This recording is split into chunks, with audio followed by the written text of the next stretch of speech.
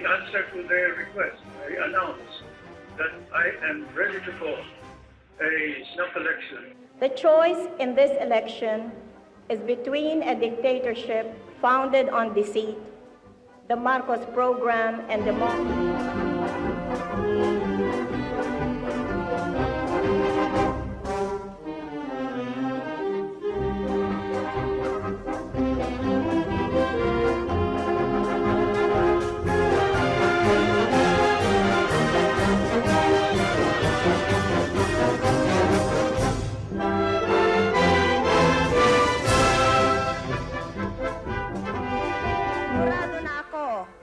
Na tayo'y panalo na sa darating na eleksyon.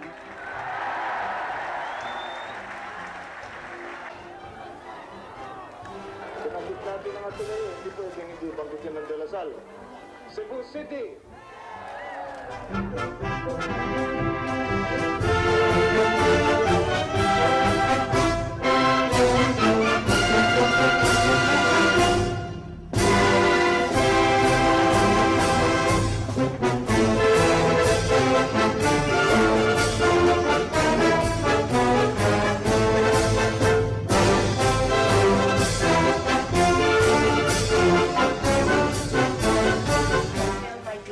As President of the Philippines, As President of the Philippines, preserve and defend its fundamental law.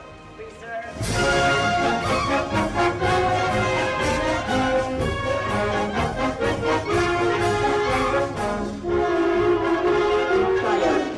The motherland cannot thank them enough.